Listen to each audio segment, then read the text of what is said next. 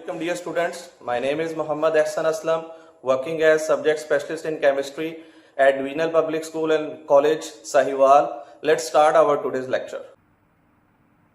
Dear students, आज हमारा chapter number 9 aromatic hydrocarbons का पहला लेक्चर है और आज के हमारे लेक्चर के टॉपिक्स हैं introduction of aromatic hydrocarbons, classification of aromatic hydrocarbons and nomenclature of aromatic hydrocarbons।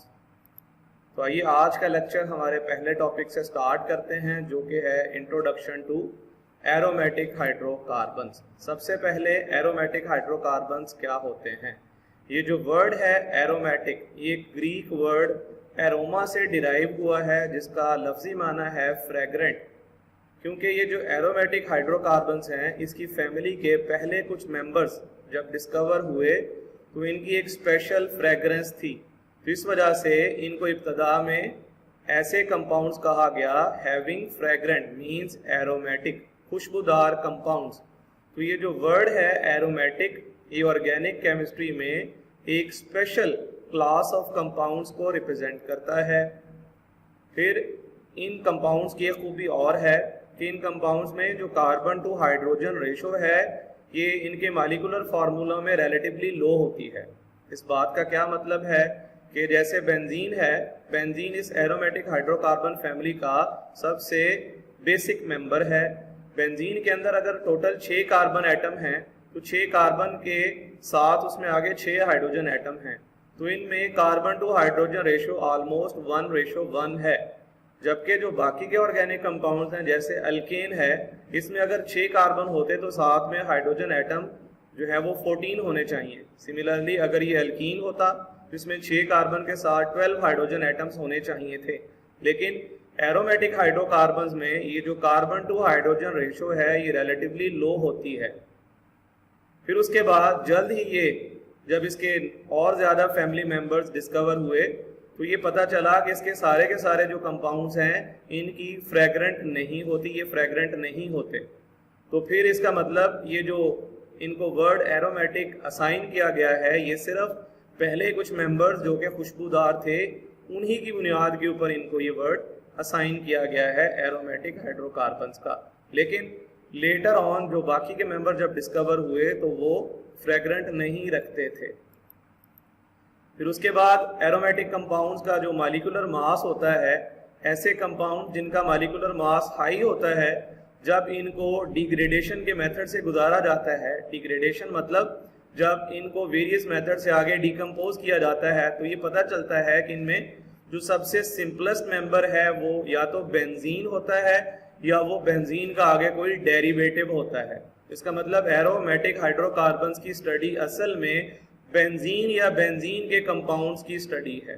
और बेंजीन क्या है? ऐसा कंपाउंड जिसके अंदर 6 कार्बन और 6 हाइड्रोजन एटम होते हैं, उसे हम बेंजीन का नाम देते हैं। तो ये जो बेंजीन है ये तमाम एरोमेटिक कंपाउंड्स का सबसे बेसिक यूनिट है। तो आइए अब हम बेंजीन और बेंजीन से रिलेटेड स्ट्रक्चरली एरोमेटिक हाइड्रोकार्बन्स की कुछ एग्जांपल्स देखते हैं। ये है आपके पास सबसे सिंपल एरोमेटिक हाइड्रोकार्बन जो कि बेंजीन का मॉलिक्यूल है, और ये जो बाकी सारे हैं ये बेंजीन के डेरिवेटिव्स हैं। तो चाहे बेंजीन हो या बेंजीन के डेरिवेटिव्स हों, ये सारे के सारे जो हैं ये एरोमेटिक हाइड्रोकार्बन्स हैं।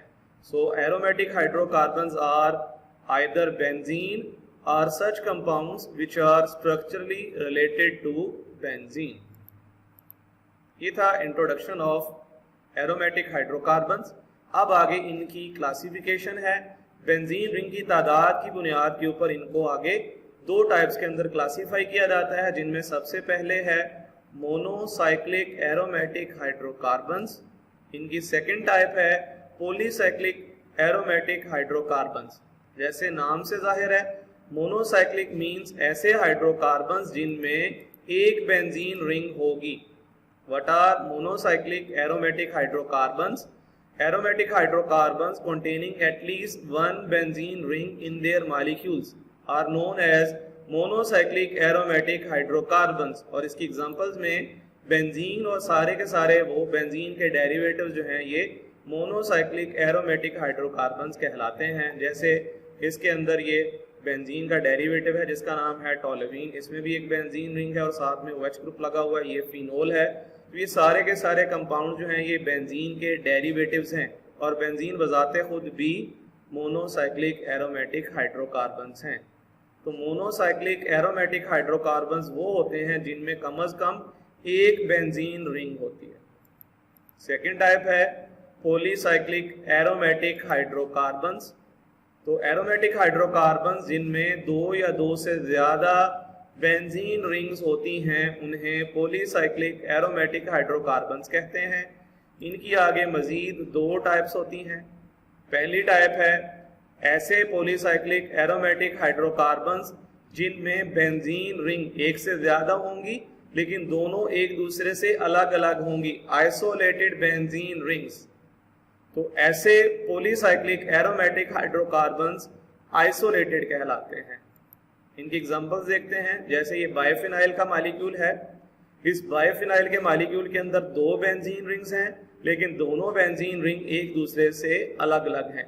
अलग अलग से मुराद इनमें कोई भी कार्बन एटम इन कॉमन नहीं है। सेकेंड एग्जांपल है डाइफिनाइल मीथेन, इसमें भी दो बेंजीन रिंग्स हैं टोटल लेकिन दोनों बेंजीन रिंग आपस में इस CH2 ग्रुप के जरिए अटैच हैं। इन दोनों बेंजीन रिंग्स के दरमियान कोई भी एटम्स आपस में कॉमन नहीं है, ये दोनों एक दूसरे से अलग अलग हैं। तो ये थी आपके पास examples isolated polycyclic aromatic hydrocarbons की। सेकेंड टाइप है those in which the benzene rings are fused together at ortho positions so that the adjacent rings have a common carbon to carbon bonds। तो ये ऐसे polycyclic aromatic hydrocarbons होंगे जो ortho position से आपस में fused होंगे। फ्यूज्ड होने की वजह से इनमें कुछ कार्बन कार्बन बॉन्ड्स दोनों रिंग्स के अंदर कॉमन होंगे। आइए इस तरह की कुछ एग्जांपल्स को देखते हैं। ये आपके पास तीन एग्जांपल्स हैं, नेफ्थलीन, फेनेंथ्रीन एंड एंथ्रासीन। इन सब के अंदर आप देख सकते हैं कि बेंजीन रिंग्स के दरमियान कोई ना कोई कार्बन एटम जो है वो दोनों रिंग्स के अंदर कॉमन है। जैसे इन बेंजीन रिंग्स के अंदर यहाँ से दो कार्बन एटम ऐसे हैं जो कॉमन है। सिमिलरली इस वाले मॉलिक्यूल के अंदर भी दो कार्बन एटम यहाँ से और दो कार्बन एटम यहाँ से आपस में कॉमन है, तो ये इन पॉइंट से डिफ्यूज्ड हैं। इसी तरह ये जो एंथ्रासीन का मॉलिक्यूल है इसमें भी एक और दो कार्बन एटम यहाँ से और दो कार्बन एटम यहाँ से, इन तीन बेंजीन रिंग के अंदर आपस में कॉमन है। जैसा कि इस एंथ्रासीन की एग्जांपल के अंदर भी दो कार्बन एटम यहाँ से और दो कार्बन एटम यहाँ से आपस में डिफ्यूज्ड हैं, तो ये वो कार्बन एटम्स हैं जो इन तीनों रिंग्स के दरमियान आपस में कॉमन है।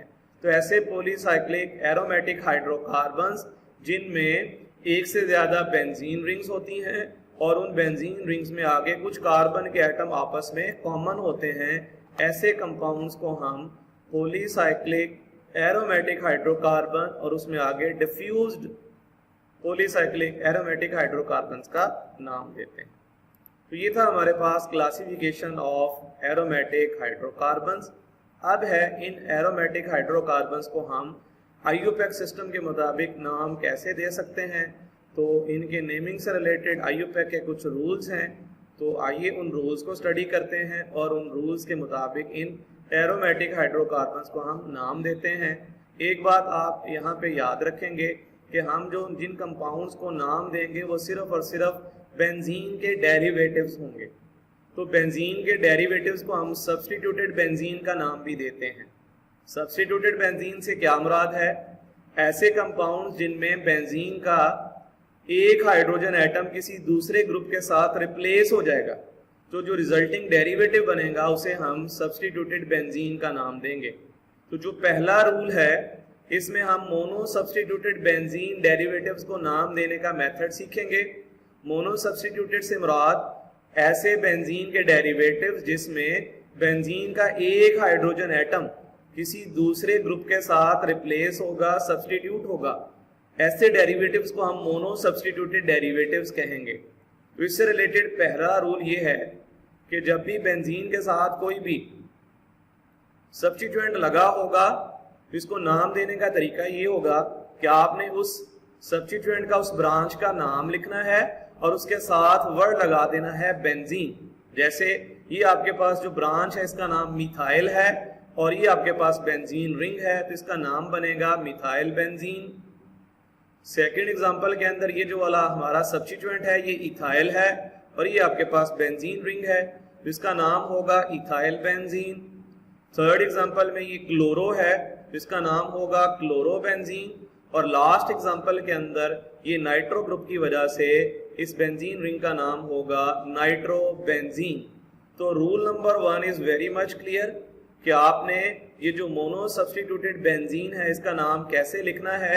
आपने उस ब्रांच का नाम लिखना है, जैसे यहाँ पे क्लोरो है और साथ में वर्ड लगा देना है बेंजीन। अगर यहाँ क्लोरो की बजाय ब्रोमो होता तो इस मॉलिक्यूल का नाम क्या बनना चाहिए था?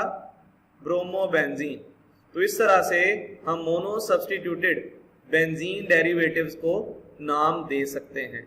ये था रूल नंबर 1। रूल नंबर 2 भी इन्हीं से रिलेटेड है।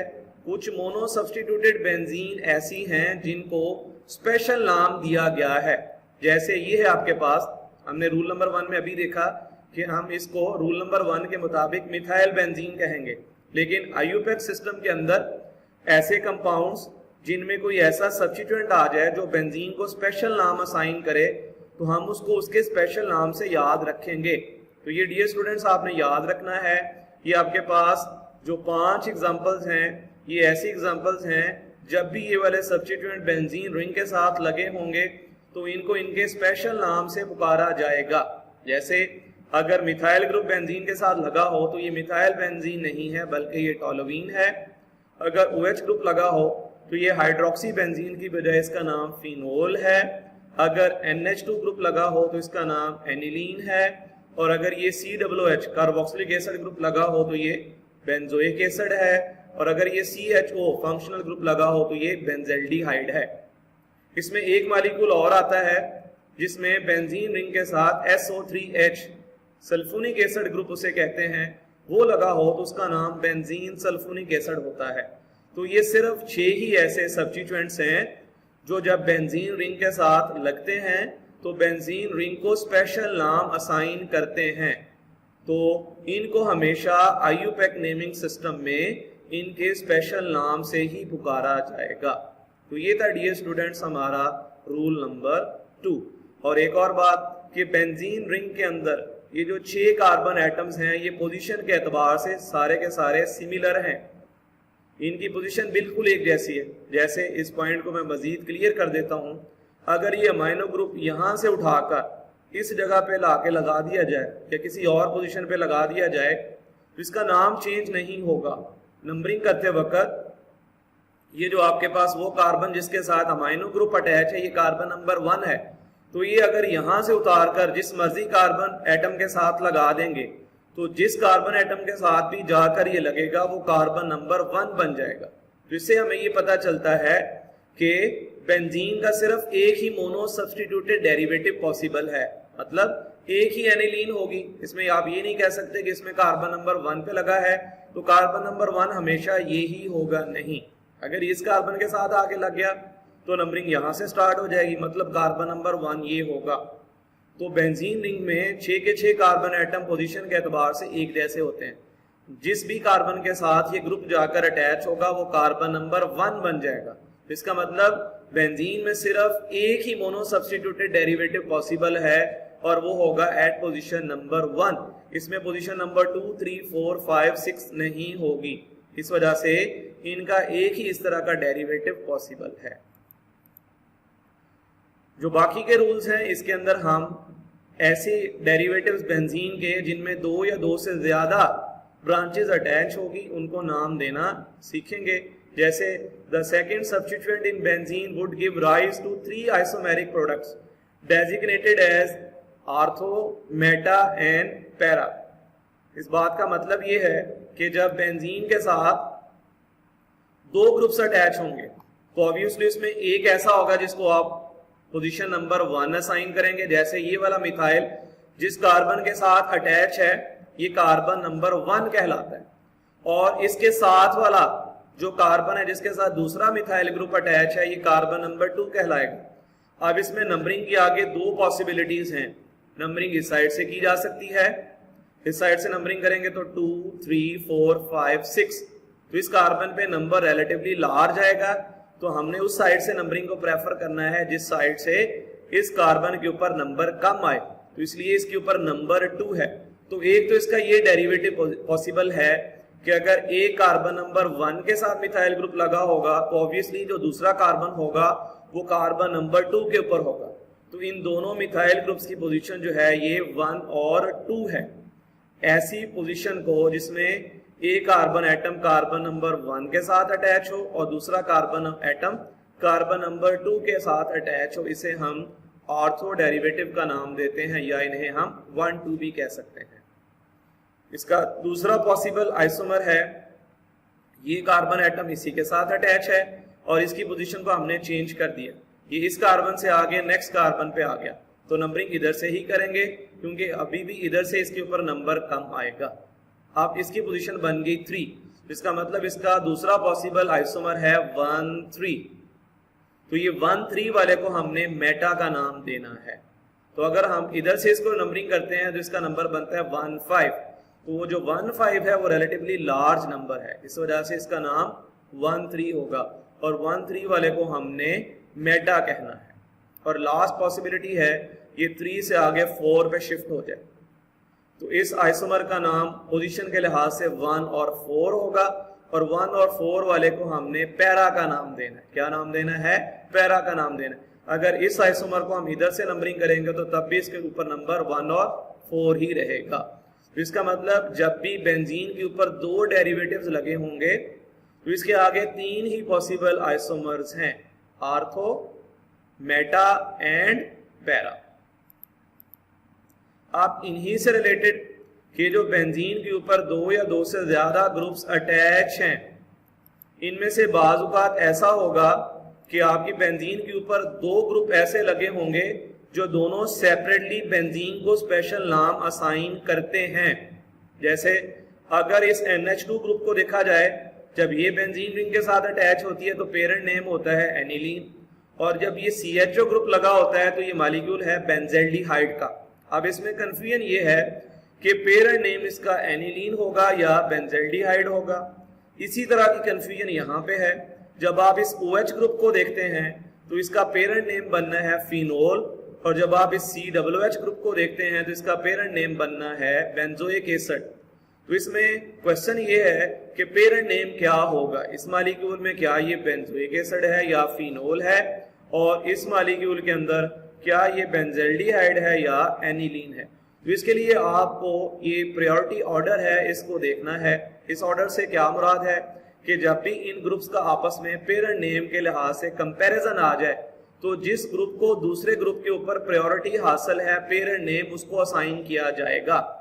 जैसे इस वाले एग्जांपल के अंदर there is a competition between carboxyl group and phenolic group या हाइड्रोक्सिल ग्रुप, तो प्रायोरिटी ऑर्डर के अंदर इस COOH ग्रुप को प्रायोरिटी हासिल है, तो इसका मतलब पेरेंट नेम COOH को जाएगा। तो इसका मतलब ये मॉलिक्यूल बेंजोइक एसिड का मॉलिक्यूल है और ये वाला जो ग्रुप है ये सिंपल ब्रांच कंसीडर किया जाएगा। तो जब ये पेरेंट नेम है, नंबरिंग 1 यहां से स्टार्ट होगी। नंबर 1 पेरेंट नेम वाले कार्बन को असाइन करना है। ये आपका कार्बन नंबर 1 है, दोनों साइड से आप नंबरिंग करके देखेंगे तो इस साइड से नंबर इसके ऊपर 3 आता है, 1, 2, 3, जबकि अगर इस साइड से करते थे तो नंबर 5 आना था जो कि बड़ा नंबर होता है। इस वजह से हमने 1, 3 वाले साइड को प्रेफर करना है। नाम लिखते वक्त पहले आपने जिस कार्बन एटम के साथ ये ब्रांच अटैच है उसका नंबर लिखना है 3, फिर इस बेटा आपने ब्रांच का नाम लिखना है हाइड्रोक्सी, और फिर इसका पेरेंट नेम लिखना है बेंजोइक एसिड। तो ये आपके पास है 3 हाइड्रोक्सी बेंजोइक एसिड। अब इसी कॉन्सेप्ट को हम इस दूसरे मॉलिक्यूल के ऊपर अप्लाई करते हैं। सबसे पहले आप प्रायोरिटी ऑर्डर देखें। इस प्रायोरिटी ऑर्डर के अंदर ये जो अमाइनो ग्रुप है और ये जो बेंजल्डिहाइड है, तो ये जो बेंजल्डिहाइड वाला आपके पास फंक्शनल ग्रुप है, ये CHO जब बेंजीन के साथ लगता है तो ये बेंजल्डिहाइड बनता है, तो इसको प्रायोरिटी हासिल है। तो इसका मतलब इसका पेरेंट नेम बेंजल्डिहाइड होगा, जिसका पेरेंट नेम होगा उसी से आपने नंबरिंग स्टार्ट करनी है। तो नंबर 1 इस कार्बन को असाइन होगा और इसके लिहाज से इसका कार्बन का नंबर 2 है। तो जब आप इसका नाम लिखेंगे तो ये आपके पास बेंजल्डिहाइड है, जिसमें सेकंड कार्बन के ऊपर आपके पास अमाइनो ग्रुप है। तो इसका नाम बनेगा, आईयूपैक नाम होगा 2-अमाइनो बेंजल्डिहाइड। अब इसी दो सब्स्टिट्यूएंट वाले बेंजीन के डेरिवेटिव्स के अंदर एक और पॉसिबिलिटी है कि अगर दो ऐसे ग्रुप्स आ जाएं जिनमें से कोई भी बेंजीन को कोई स्पेशल नाम असाइन ना करता हो, तो फिर ऐसे मॉलिक्यूल्स को हम नाम कैसे देंगे? उसके लिए आपने अल्फाबेटिक ऑर्डर का ख्याल करना है। जैसे इस ग्रुप का नाम है आइडो और ये है क्लोरो, तो अल्फाबेटिक ऑर्डर में क्लोरो पहले आता है, तो क्लोरो पहले लिखा जाएगा और आइडो बाद में लिखा जाएगा। Point to be noted, alphabetic order में जो बाद में आएगा, जैसे सी और आई में आयोडीन या आइडो बाद में आएगा, जो बाद में आएगा इसका नाम बेंजीन के साथ अटैच होगा। जैसे इसका नाम बनेगा आइडो बेंजीन, तो बेंजीन के साथ जो लगेगा आइडो, इसको नंबर 1 देना है। तो अब आप नंबरिंग करेंगे, आयोडीन को नंबर 1 रखेंगे और इसके लिहाज से क्लोरीन को उस साइड से नंबर असाइन करेंगे जिस साइड से इस पे नंबर कम आएगा, तो इस साइड से इस पे नंबर 3 आता है। तो नाम लिखते वक्त क्लोरो को प्रायोरिटी देनी है और नंबरिंग असाइन करते वक्त आपने उसको नंबर 1 देना है जिसका नाम बेंजीन के साथ लगना है। तो ये क्लोरो आइडो बेंजीन है, लेकिन आइडो की पोजीशन 1 रखनी है और इसके लिहाज से क्लोरीन की आपने क्या करनी है, नंबरिंग करनी है। तो इसका नाम लिखा जाएगा सबसे पहले क्लोरीन वाले कार्बन की पोजीशन 3, फिर उसके बाद क्लोरीन का अपना नाम जो कि क्लोरो होगा, और फिर उसके बाद आपके पास क्या आएगा, आइडो, और साथ वर्ड लग जाएगा बेंजीन। तो इस मॉलिक्यूल नंबर 1 का नाम होगा 3-क्लोरो आइडो बेंजीन। आइए अब इसकी सेकंड एग्जांपल देखते हैं। अब यहाँ पे कंपटीशन है ब्रोमो और नाइट्रो में। तो अल्फाबेटिक ऑर्डर में ब्रोमो पहले आएगा और नाइट्रो का नाम बेंजीन के साथ लगेगा, इसका मतलब इसका पेरेंट नेम नाइट्रो बेंजीन है। नंबरिंग करते वक्त आपने नाइट्रो को नंबर 1 असाइन करना है और उसके लिहाज से आपने ब्रोमीन की नंबरिंग कर देनी है। तो ब्रोमीन वाले कार्बन का नंबर 2 है, तो नाम लिखते वक्त जिसका नाम अल्फाबेटिकली पहले आता है उसको आपने पहले लिखना है, 2 ब्रोमो, और साथ में क्या आ जाएगा, नाइट्रो बेंजीन। इस मॉलिक्यूल का नाम होगा 2 ब्रोमो नाइट्रो बेंजीन। अब इसी से रिलेटेड हमारा अगला रूल है कि आपके पास ऐसी एग्जांपल्स आ जाएं जिनमें 2 ही सब्स्टिट्यूएंट अटैच होंगे, लेकिन एक सब्स्टिट्यूएंट ऐसा होगा जो पेरेंट नेम असाइन करेगा और एक ऐसा होगा जो पेरेंट नेम असाइन नहीं करेगा। जैसे इस एग्जांपल के अंदर अगर हम SO3H को देखते हैं, तो ये SO3H है, जैसे मैंने आपको बताया था, ये उन 6 मॉलिक्यूल में से एक है जो इसको स्पेशल नाम असाइन करता है, और जब भी SO3H का ग्रुप बेंजीन के साथ लगता है तो ये इसको बेंजीन सल्फोनिक एसिड का स्पेशल नाम असाइन करता है। तो इसका मतलब ये हमारे पास बेंजीन सल्फोनिक एसिड का मॉलिक्यूल है पेरेंट नेम के एतबार से। तो जिसका पेरेंट नेम होगा उसी के कार्बन को हमने कार्बन नंबर 1 कहना है। तो ये वाला कार्बन हमारे पास कार्बन नंबर 1 होगा। अब आपने नंबरिंग इस कार्बन के अकॉर्डिंग करनी है। दोनों साइडों से क्लोरीन वाले कार्बन का नंबर 4 बनता है। इस मॉलिक्यूल का नाम बेंजीन सल्फोनिक एसिड है, जिसमें 4th कार्बन के ऊपर क्लोरो का सब्स्टिट्यूएंट लगा हुआ है, तो इसका नाम होगा 4-क्लोरो benzene sulphonic acid. Last molecule है, इसमें ये जो CH3 है, जब ये बेंजीन रिंग के साथ लगता है तो ये इसको स्पेशल नाम असाइन करता है टोलुईन, और इसका मतलब ये वाला कार्बन कार्बन नंबर 1 होगा, इसके लिहाज से ये वाला कार्बन कार्बन नंबर 2 होगा। तो ये आपके पास पेरेंट टोलुईन का मॉलिक्यूल है जिसके ऊपर कार्बन नंबर 2 में आयोडो ग्रुप अटैच है। तो इस मॉलिक्यूल का नाम होगा 2-आयोडो टोलुईन। तो ये थे डियर स्टूडेंट्स आपके पास आईयूपैक के रूल्स। आइए अब हम इन्हीं रूल्स को इस्तेमाल करते हुए आपकी एक्सरसाइज के कुछ क्वेश्चंस को सॉल्व करते हैं। सबसे पहले है क्वेश्चन नंबर 7 का A part, draw structural formulas for the following compounds. Compound ये है जिसका आपने स्ट्रक्चरल फार्मूला ड्रा करना है, M क्लोरोबेंजोइक एसिड। ड्रा करते वक्त आपने जिन बातों का ख्याल रखना है उनको आप गौर से सुन लें। ये पेरेंट नेम है बेंजोइक एसिड। सबसे पहले आप बेंजीन रिंग ड्रा करेंगे और किसी कार्बन एटम के साथ COOH अटैच कर देंगे ब्रांच के तौर पर। जैसे ही COOH बेंजीन के साथ लगेगा तो ये बन जाएगा बेंजोइक एसिड। अब साथ में फौरन उस कार्बन को जिसके साथ COOH लगा हुआ है नंबर 1 असाइन कर देंगे, क्योंकि नंबर 1 हमेशा उस कार्बन को असाइन करना है जिसके साथ वो ब्रांच लगी हुई है जो बेंजीन को पेरेंट नेम असाइन करती है। अब 3 पोजीशन पे m का मतलब होता है 1 3, मेटा डेरिवेटिव का मतलब है 1 3। इसका मतलब बेंजोइक एसिड के लिहाज से, इस COOH ग्रुप की पोजीशन के लिहाज से ये जो क्लोरो ग्रुप है ये 3rd पोजीशन पे लगना है। तो आप इसकी नंबरिंग कर ले 1 2 3, तो ये 3rd पोजीशन पे आके लगेगा क्लोरो। तो ये आपके पास मॉलिक्यूल बन गया m क्लोरो बेंजोइक एसिड। अब इस मॉलिक्यूल में 3rd पोजीशन एक और भी हो सकती है, जैसे अगर ये नंबरिंग इधर को आप कर लें तो ये वाला वो कार्बन होगा जो 3rd कार्बन कहलाएगा। तो ये वाला क्लोरो डेरिवेटिव यहाँ पे भी आके बन सकता है। तो यहाँ लगे या इस कार्बन के साथ लगे, दोनों केसेस में ये m क्लोरो बेंजोइक एसिड ही कहलाएगा।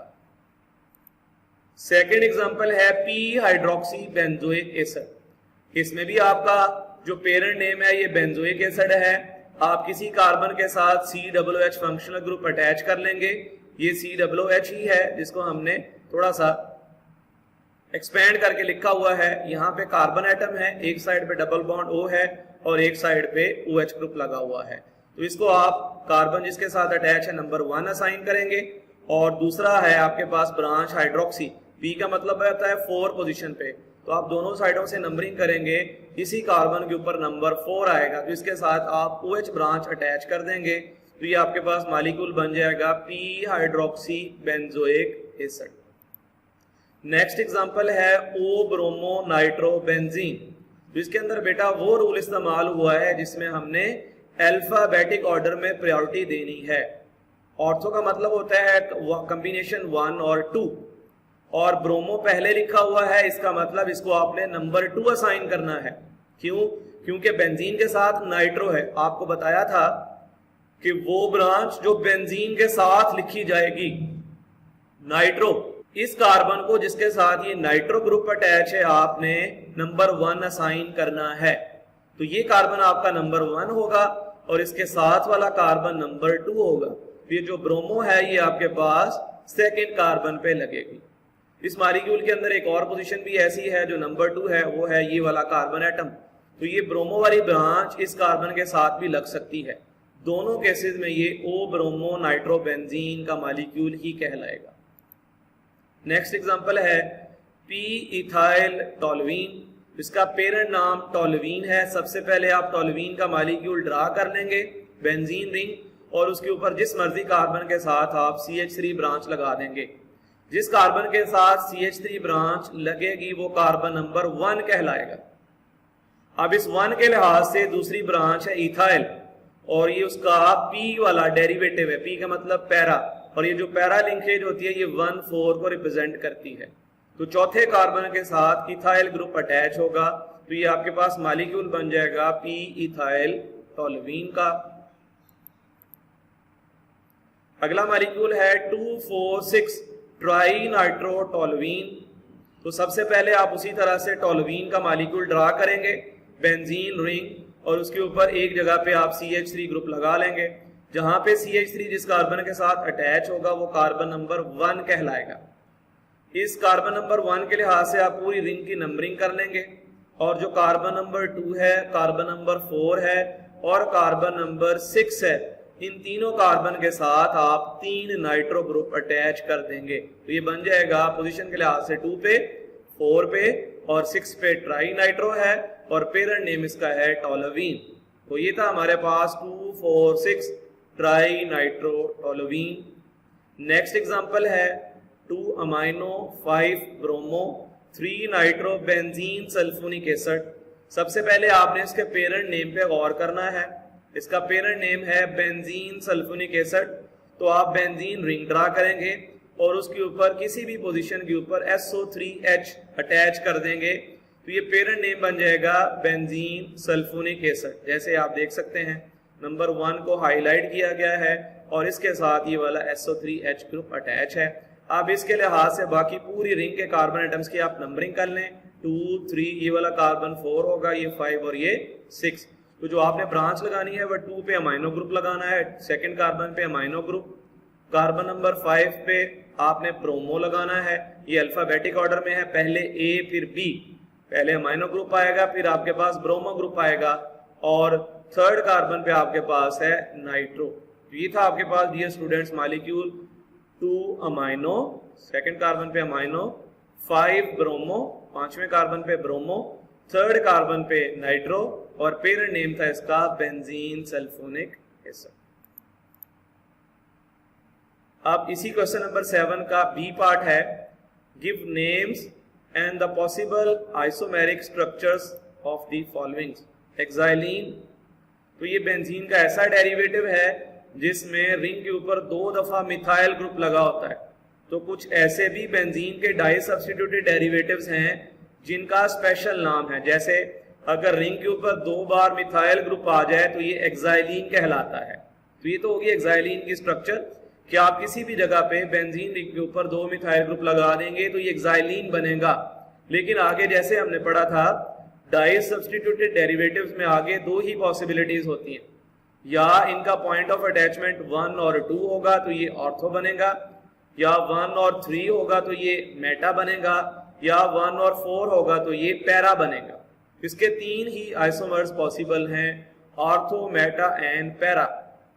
डियर स्टूडेंट्स 1 4 के बाद आप शायद ये सोच रहे हो कि 1 5 भी पॉसिबल है, तो 5 का पोजीशन यहां बनेगा।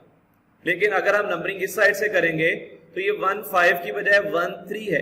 इसका मतलब बेंजीन रिंग में कार्बन नंबर 5 जो है ये पोजीशन में कार्बन नंबर 3 के इक्वल होता है। इसलिए बेंजीन में कभी भी 1 5 नहीं होता, बल्कि डाई सब्स्टिट्यूटेड डेरिवेटिव्स में ये 1 3 कहलाता है। सिमिलरली 1 6, ये 1 6 नहीं होता बल्कि ये 1 2 होता है। इस वजह से इसके सिर्फ 3 ही आइसोमर्स पॉसिबल्स हैं। इसकी सेकंड एग्जांपल है ट्राई मिथाइल बेंजीन। आपने बेंजीन लेनी है और उसके ऊपर 3 मिथाइल ग्रुप लगा देने हैं। ये आपके पास structural formula trimethyl benzene का। क्वेश्चन नंबर 8 है, write IUPAC names of the following molecules. आपने रूल्स को मद्देनजर रखते हुए एग्जाम्पल के अंदर दिए गए मॉलिक्यूल्स के नाम लिखने हैं। पहला मॉलिक्यूल है जिसको हाईलाइट किया गया है, ये आपके पास पहला मॉलिक्यूल है जिसका आपने आईयूपैक नाम लिखना है। इसमें 1 2 3 और 4 ब्रांचेस अटैच है। सबसे पहले डियर स्टूडेंट्स आपने ये देखना है इसमें से कोई ऐसा ग्रुप तो नहीं है जो बेंजीन को स्पेशल नाम असाइन करता है। जैसे इसमें CHO ग्रुप बेंजेल्डिहाइड, और अगर एक मिथाइल को देखें तो ये टोलुइन का पेरेंट नेम असाइन करता है, क्योंकि प्रायोरिटी ऑर्डर में CHO ग्रुप को CH3 के ऊपर प्रायोरिटी हासिल है। तो इसका मतलब इस मॉलिक्यूल का पेरेंट नेम बेंजेल्डिहाइड होगा। तो जो पेरेंट नेम होगा जिस कार्बन के साथ ये CHO ग्रुप अटैच है, नंबर 1 उसको असाइन किया जाएगा। बाकी आप इस कार्बन के अकॉर्डिंग दोनों साइडों से नंबरिंग करके देख सकते हैं। इधर से नंबरिंग करेंगे 1 2 3 4 5 6, और जब आप इधर से नंबरिंग करेंगे तब भी 2 4 और 6। तो इसका मतलब दोनों साइडों से नंबरिंग करने से वो कार्बन एटम जिनके साथ ब्रांचेस अटैच हैं उनका नंबर सेम अपीयर होता है।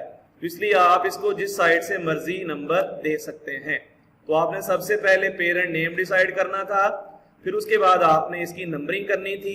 अब हम इसका नाम लिखते हैं। नाम लिखते वक्त क्योंकि ये जो ब्रांचेस हैं ये डिफरेंट हैं, इसलिए अल्फाबेटिक ऑर्डर का ख्याल रखना है। अल्फाबेटिक ऑर्डर में सबसे पहले ब्रोमो, इस मॉलिक्यूल का नाम होगा 4 ब्रोमो। 2 और 6 के ऊपर 2 बार मिथाइल है, इसलिए ये होगा 2 6 डाई मिथाइल, और इसका पेरेंट नेम था बेंजेल्डिहाइड। तो ये है हमारे पास 4 bromo 2 6 di methyl benzaldehyde. Second molecule है, इसके अंदर भी एक इथाइल ग्रुप है, एक ब्रोमो ग्रुप है और एक CH3 ग्रुप लगा हुआ है। सबसे पहले आपने ये देखना है इनमें से क्या कोई ऐसा ग्रुप है जो बेंजीन को स्पेशल नाम असाइन करता है। तो यस देयर इज। ये जो मिथाइल ग्रुप है ये आपके पास बेंजीन पे जब भी लगता है तो इसका पेरेंट नेम टोलुइन बन जाता है। तो ये आपके पास पेरेंट नेम में टोल्यूइन है, इसलिए ये वाला कार्बन एटम जिसके पास CH3 अटैच है ये कार्बन नंबर 1 कहलाएगा। बाकी आप इसके अकॉर्डिंग नंबरिंग कर लेंगे, इधर से नंबरिंग करते हैं तो 3 और 4 नंबर आता है और इधर से करते हैं 2, 3, 4 और 5। तो इधर से सम बनता है 3 और 4 7 और इधर से बनेगा 9। तो आपने उस साइड को प्रेफर करना है जिस साइड से नंबर्स का सम कम बनता है, 3 और 4 वाली साइड। और नाम लिखते वक्त आपने अल्फाबेटिक ऑर्डर का ख्याल करना है। तो ये 3rd कार्बन पे ब्रोमो है, अल्फाबेटिक ऑर्डर में पहले आएगा 3 ब्रोमो, 4th कार्बन पे इथाइल है 4 इथाइल और इसका पेरेंट नेम है टोल्यूइन। तो ये था आपके पास 3 ब्रोमो 4 इथाइल टोल्यूइन का मॉलिक्यूल। ये था डियर स्टूडेंट्स आज का हमारा लेक्चर। आइए अब हम इस लेक्चर को रिकैप करते हैं। आज के हमारे पहले टॉपिक में हमने देखा कि एरोमेटिक हाइड्रोकार्बन्स क्या होते हैं। ऐसे ऑर्गेनिक कंपाउंड्स जो बेंजीन या बेंजीन के डेरिवेटिव्स हों उन्हें हम एरोमेटिक कंपाउंड्स का नाम देते हैं। एरोमेटिक इनको इसलिए कहा गया था क्योंकि इनकी फैमिली के कुछ इब्तदाई मेंबर्स ऐसे थे जिनकी एक स्पेसिफिक फ्रेगरेंस थी, तो इस वजह से इनको हमने एरोमेटिक कंपाउंड्स कहा था। और ऐसे कंपाउंड्स में कार्बन टू हाइड्रोजन रेशो लो होती है। आज का हमारा सेकंड टॉपिक था क्लासिफिकेशन ऑफ एरोमेटिक हाइड्रोकार्बन्स। तो एरोमेटिक हाइड्रोकार्बन्स 2 तरह के हो सकते हैं, मोनोसाइक्लिक और पॉलीसाइक्लिक। मोनोसाइक्लिक ऐसे एरोमेटिक हाइड्रोकार्बन्स जिनमें कम से कम एक बेंजीन रिंग होती है, तो बेंजीन या बेंजीन के डेरिवेटिव्स ये मोनोसाइक्लिक एरोमेटिक हाइड्रोकार्बन्स कहलाते हैं। और सेकेंड टाइप थी पॉलीसाइक्लिक। पॉलीसाइक्लिक में एक से ज्यादा बेंजीन रिंग्स होंगी। उसकी आगे मजीद 2 टाइप्स थी, वो एक से ज्यादा बेंजीन रिंग आइसोलेटेड भी हो सकती है और डिफ्यूज भी हो सकती है। हमारा थर्ड टॉपिक था rules for naming aromatic hydrocarbons. इसमें हमने 6 रूल्स देखे जिन रूल्स को मद्देनजर रखते हुए हम एरोमेटिक हाइड्रोकार्बन्स को IUPAC रूल्स के मुताबिक नाम असाइन कर सकते हैं। और आज के हमारे आखिरी टॉपिक में हमने एक्सरसाइज का क्वेश्चन नंबर 7 और 8 डिस्कस किया था। तो अब आज के लेक्चर के एंड में आपके इस लेक्चर से रिलेटेड असाइनमेंट के क्वेश्चंस हैं। पहला क्वेश्चन है how aromatic hydrocarbons are classified, also give example of each. तो आपने एरोमेटिक हाइड्रोकार्बन्स को क्लासिफाई करना है और इनकी एग्जांपल्स लिखनी है। हर एक केस में आपने इसकी एग्जांपल भी लिखनी है। ये अक्सर आपके बोर्ड पेपर्स के अंदर शॉर्ट क्वेश्चन के तौर पर आता है 2 नंबर का, और साथ में आपने इसकी एग्जांपल जरूर लिखनी है। सेकंड क्वेश्चन है what are aromatic hydrocarbons. Aromatic hydrocarbons क्या होते हैं। नेक्स्ट क्वेश्चन है draw structural formulas for the. पहला आइसोमर है p डाइबेंजाइल बेंजीन और दूसरा आइसोमर है m नाइट्रोफिनोल। तो आपने इनके स्ट्रक्चरल फार्मूलाज ड्रा करने हैं। ये आपके क्वेश्चन नंबर 7 से रिलेटेड है। नेक्स्ट क्वेश्चन है right IUPAC names of the following molecules. ये आपके क्वेश्चन नंबर 8 से रिलेटेड है। आपको मॉलिक्यूल दिया गया है, आपने उसका IUPAC नेम लिखना है। पहला मॉलिक्यूल है, 2 ब्रांचेस लगी हुई हैं, CHO ग्रुप और NH2 ग्रुप। आपने इसका IUPAC नेम लिखना है। सेकेंड मॉलिक्यूल है, अगेन 2 ब्रांचेस अटैच है, NH2 और OH। आपने रूल्स को मद्देनजर रखते हुए इसका IUPAC नेम लिखना है। थर्ड मॉलिक्यूल है OH और COOH। आपने इस डाई सब्स्टिट्यूटेड मॉलिक्यूल का भी नाम लिखना है IUPAC रूल्स के मुताबिक। और आखिरी मॉलिक्यूल है हमारे पास, ये जिसको मैंने हाईलाइट किया हुआ है C1। इसके अंदर आगे 4 ग्रुप्स अटैच हैं। तो आपने रूल्स को मद्देनजर रखते हुए इस मॉलिक्यूल का क्या करना है, नाम लिखना है। तो ये था डियर स्टूडेंट्स आज का हमारा लेक्चर।